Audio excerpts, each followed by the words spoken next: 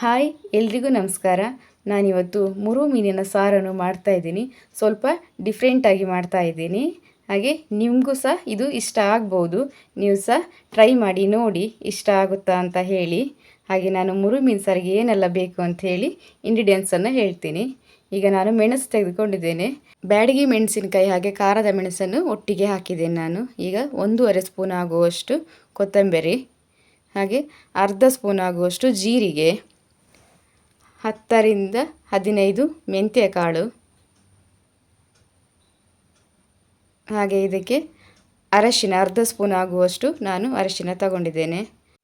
ಮೀನು ಸಾರಲ್ವ, ಹಾಗೆ ಸ್ವಲ್ಪ ಹುಳಿ ಜಾಸ್ತಿ, ಹಾಗೆ ನಾನೊಂದು ಲಿಂಬೆಹಣ್ಣಿನ ಗಾತ್ರ ಆಗುವಷ್ಟು ಹುಳಿಯನ್ನು ಹಾಕ್ತಾ ಇದ್ದೀನಿ. ಇದಕ್ಕೆ 8 ರಿಂದ 10 ಎಸಳಾಗುವಷ್ಟು ಬೆಳ್ಳುಳ್ಳಿಯನ್ನು ತಗೊಂಡಿದ್ದೀನಿ. ಹಾಗೆ ಅರ್ಧ ನೀರುಳ್ಳಿ ಹಾಕ್ತಾ ಇದ್ದೀನಿ. ಹಾಗೆ 1 ಬೌಲ್ ಆಗುವಷ್ಟು ನಾನು ಕಾಯಿ ತುರಿಯನ್ನು ತೆಗೆದುಕೊಂಡಿದ್ದೇನೆ. ಮಿಕ್ಸಿ ಮಾಡಿ ಇಟ್ಟುಕೊಳ್ಳೋಣ. ಈಗ ಏನೆಲ್ಲ ಇಂಗ್ರೀಡಿಯೆಂಟ್ಸ್ ಬೇಕು ಅಂತ ನೋಡುವ. ನಾನಿಲ್ಲಿ 1 ನೀರುಳ್ಳಿ ಹಾಕಿದ್ದೇನೆ ಮೀಡಿಯಮ್ ಸೈಜಿಂದ, ಹಾಗೆ 2 ಹಸಿಮೆಣಸಿನಕಾಯಿ, ಎಣ್ಣೆ, ಉಪ್ಪು, ಕಡೆದಿರುವ ಮಸಾಲ. ಇದರಲ್ಲಿ 1 kg ಮೀನಿದೆ. ನಾನು ಇದನ್ನು ಈ ರೀತಿ ಕಟ್ ಮಾಡಿ ಇದಕ್ಕೆ ನಾನು ಮೆಣಸಿನ ಪುಡಿ, ಅರ್ಧ ಸ್ಪೂನ್ ಆಗುವಷ್ಟು ಮೆಣಸಿನ ಪುಡಿ, ಹಾಗೆ ಅರ್ಧ ಸ್ಪೂನ್ ಆಗುವಷ್ಟು ಅರಶಿನ ಪುಡಿ, ಹಾಗೆ ಉಪ್ಪನ್ನು ಸೇರಿಸಿ ನಾನು ಮಿಕ್ಸ್ ಮಾಡಿ ಅರ್ಧ ಗಂಟೆ ಫ್ರಿಜ್ಜಿನಲ್ಲಿ ಇಟ್ಟಿದೆ. ಇದನ್ನು ಫ್ರಿಜ್ಜಿನಲ್ಲಿ ಇಟ್ಟರೆ ತುಂಬ ಒಳ್ಳೆಯದು.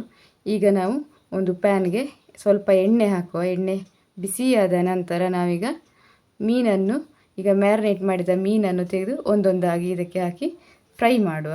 ಇದು ಸಾಧಾರಣ ಫ್ರೈ ಆದರೆ ಸಾಕು, ನಿಮಗೆ ಫುಲ್ಲು ಫ್ರೈ ಆಗಬೇಕು ಅಂತ ಇಲ್ಲ. ಮೀನು ಫ್ರೈ ಥರ ಫುಲ್ಲು ಫ್ರೈ ಆಗಬೇಕು ಅಂತ ಏನಿಲ್ಲ.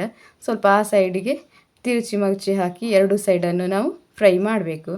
ಫ್ರೈ ಮಾಡಿದ ನಂತರ ಅದನ್ನು ನಾವು ಬೇರೆ ಪಾತ್ರೆಗೆ ಹಾಕಿ ಇಟ್ಕೊಳ್ಳೋಣ. ಬೇರೆ ಪಾತ್ರೆಗೆ ಹಾಕಿ ಇನ್ನು ಉಳಿದ ಎಲ್ಲ ಮೀನನ್ನು ಇದೇ ರೀತಿ ನಾವು ಫ್ರೈ ಮಾಡಿ ತೆಗೆದಿಟ್ಕೊಳ್ಳುವ. ಇದು ಸ್ವಲ್ಪ ಚೇಂಜ್ ಆಗಿ ಮಾಡುವಂತಹ ಮೀನಿನ ಸಾರು. ಈ ಮೀನು ಸ್ವಲ್ಪ ಚಪ್ಪ ಇರ್ತದೆ, ಹಾಗಾಗಿ ಇದಕ್ಕೆ ನಾವು ಫಸ್ಟಿಗೆ ಸ್ವಲ್ಪ ಮೆಣಸಿನ ಹುಡಿ, ಉಪ್ಪು, ಅರಿಶಿನ ಎಲ್ಲ ಹಾಕಿ ಇಟ್ಟರೆ ತುಂಬ ಒಳ್ಳೆಯದು. ಅರ್ಧ ಗಂಟೆ ಇಡಬೇಕು ಅಂತ ಇಲ್ಲ, ನಿಮ್ಮ ಹತ್ರ ಟೈಮ್ ಇದ್ದರೆ ಅರ್ಧ ಗಂಟೆ ಇಡಿ, ತುಂಬ ಒಳ್ಳೆಯದು. ಟೈಮ್ ಇಲ್ಲ ಅಂದರೆ 1/4 ಗಂಟೆ ಇಟ್ಟರೂ ಸಾಕಾಗತ್ತೆ. ಫಸ್ಟಿಗೆ ನೀವು ಮೀನನ್ನು ಕ್ಲೀನ್ ಮಾಡಿ ಅದನ್ನು ಹೀಗೆ ಮ್ಯಾರಿನೇಟ್ ಮಾಡಿ ಇಟ್ಟು ನಂತರ ನೀವು ಮಸಾಲೆ ಎಲ್ಲ ಕಡೆದು ಎಲ್ಲ ಮೀನಿನ ಸಾರು ರೆಡಿ ಆಗುವಾಗ ನೀವು ಇದನ್ನು ತೆಗೆದು ಫ್ರೈ ಮಾಡಿದರೆ ನಿಮಗೆ ಸರಿ ಆಗ್ತದೆ. ಅಲ್ಲಿಗೆ ಟೈಮು ಸರಿಯಾಗಿ ಇರುತ್ತೆ. ಫಸ್ಟಿಗೆ ನೀವು ಮೀನನ್ನು ಕ್ಲೀನ್ ಮಾಡಿ ಈ ರೀತಿ ಮಾಡಿದರೆ ಸರಿಯಾಗಿ ಇರುತ್ತೆ. ಇದು ತುಂಬಾ ಟೇಸ್ಟ್ ಆಗಿರುವಂತಹ ಮೀನಿನ ಸಾರು. ಸ್ವಲ್ಪ ಡಿಫ್ರೆಂಟಾಗಿ ಉಂಟು. ನೀವು ಸಹ ಒಮ್ಮೆ ಟ್ರೈ ಮಾಡಿ ನೋಡಿ, ನಿಮಗೆ ಸಹ ತುಂಬಾ ಇಷ್ಟ ಆಗುತ್ತೆ.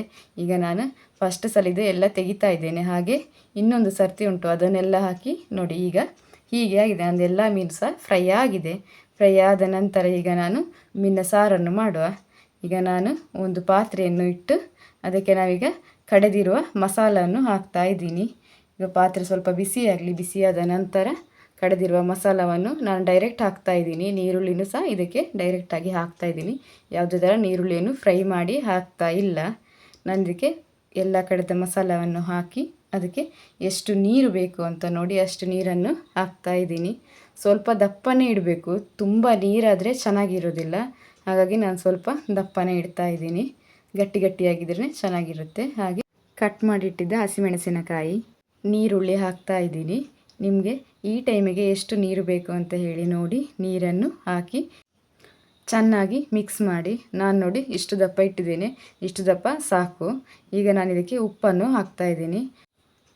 ಉಪ್ಪು ಹಾಕಿ ಮಿಕ್ಸ್ ಮಾಡಿ ಅದನ್ನು ಲಿಡ್ಡನ್ನು ಕ್ಲೋಸ್ ಮಾಡಿ ನಾವು 10 ನಿಮಿಷ ಮೀಡಿಯಮ್ ಫ್ಲೇಮಲ್ಲಿ ನಾವು ಸಾರನ್ನು ಕುದಿಯಲು ಬಿಡೋಣ. ಈಗ 10 ನಿಮಿಷ ಆಗಿದೆ, ತೆಗೆದು ನೋಡೋಣ. ಈಗ ನೋಡಿ ಬಬಲ್ಸ್ ಎಲ್ಲ ಕೆಂಪು ಕೆಂಪು ಆಗಿದೆ. ಹೀಗೆ ಬಬಲ್ಸ್ ಕೆಂಪು ಕೆಂಪು ಆದರೆ ಸಾರು ಚೆನ್ನಾಗಿ ಕುದ್ದಿದೆ ಅಂತ ಹೇಳಿ. ಈಗ ನಾವು ಒಂದೊಂದೇ ಮೀನನ್ನು ತೆಗೆದು ಹಾಕುವ. ಮೀನೆಲ್ಲ ಹಾಕಿದ ನಂತರ ನಾವು ಇದನ್ನು ಚೆನ್ನಾಗಿ ಒಂದ್ಸಲಿ ಮಿಕ್ಸ್ ಮಾಡೋಣ. ಚೆನ್ನಾಗಿ ಮಿಕ್ಸ್ ಮಾಡಿ, ಆದರೆ ಜಾಸ್ತಿ ಮಿಕ್ಸ್ ಮಾಡಬಾರ್ದು. ಅದರಲ್ಲಿರುವ ನೀರನ್ನೆಲ್ಲ ಅದಕ್ಕೆ ಹಾಕಿ ಚೆನ್ನಾಗಿ ಮಿಕ್ಸ್ ಮಾಡಬೇಕು. ಜಾಸ್ತಿ ಮಿಕ್ಸ್ ಮಾಡಲಿಕ್ಕಿಲ್ಲ, ಮಧ್ಯೆ ಮಧ್ಯೆ ಮಧ್ಯೆ ಮಧ್ಯೆ ಸೌಟನ್ನು ಹಾಕಿ ಮಿಕ್ಸ್ ಮಾಡಿ. ನೋಡಿ ಇಷ್ಟು ದಪ್ಪ ಇದೆ, ಇಷ್ಟು ದಪ್ಪ ಇದ್ದರೆ ಸಾಕು. ಈಗ ನಾವು ಮತ್ತೆ ಲಿಡ್ಡನ್ನು ಕ್ಲೋಸ್ ಮಾಡಿ ಮೀಡಿಯಮ್ ಫ್ಲೇಮಲ್ಲಿ ನಾವು ಒಂದು 6 ರಿಂದ 7 ನಿಮಿಷ ಬೇಯಿಸಿದರೆ ಸಾಕು. ಯಾಕಂದರೆ ನಾವು ಅದನ್ನು ಮೊದಲೇ ನಾವು ಬೇಯಿಸಿದ್ವಿ. ಮೀನನ್ನು ಫ್ರೈ ಮಾಡಿರೋದ್ರಿಂದ ಜಾಸ್ತಿ ಬೇಯಿಸಬೇಕು ಅಂತೆಲ್ಲ, ಹಾಗೆ ಹೈ ಫ್ಲೇಮ್ ಇಟ್ಟು ಬೇಯಿಸಬೇಕು ಅಂತ ಏನೂ ಇಲ್ಲ. ಈಗ ನೋಡಿ ಕುದೀತಾ ಇದೆ, ತುಂಬ ಒಳ್ಳೆ ಫ್ಲೇವರ್ ಸಹ ಬರ್ತಾ ಇದೆ. ಈಗ ಇದು ಇಷ್ಟ ಆಗಿದೆ, ಇಷ್ಟ ಆದರೆ ಸಾಕು. ನಾನೀಗ ಗ್ಯಾಸನ್ನು ಆಫ್ ಮಾಡ್ತಾ ಇದ್ದೀನಿ. ನೋಡಿ, ನೋಡಲಿಕ್ಕೆ ಎಷ್ಟು ಚೆನ್ನಾಗಿದೆಯೋ ಹಾಗೆ ಡಿಫ್ರೆಂಟಾಗಿ ಸಾರು ತುಂಬಾ ಚೆನ್ನಾಗೇ ಇರುತ್ತೆ. ಈ ಮೀನಿನ ಸಾರು ತುಂಬ ಖಾರ ಎಲ್ಲ ಮಾಡಲಿಕ್ಕೆ ಇಲ್ಲ, ಪುಳಿ ಮುಂಚಿ ಥರ ಖಾರ ಮಾಡಲಿಕ್ಕೆ ಇಲ್ಲ. ಇದಕ್ಕೆ ಸ್ವಲ್ಪ ಕಾಯಿ ಜಾಸ್ತಿ ಹಾಕಿ ಮಾಡುವಂತಹ ಸಾರು.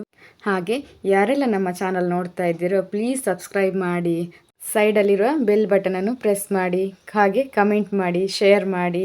ಪ್ಲೀಸ್ ಪ್ಲೀಸ್ ನಮಗೆ ಸಪೋರ್ಟ್ ಮಾಡಿ. ಹಾಗೆ ಇಲ್ಲಿ ಸೂಪರ್ ಟೇಸ್ಟಿಯಾಗಿರುವ ಮುರು ಮೀನಿನ ಸಾರು ಸಹ ರೆಡಿಯಾಗಿದೆ.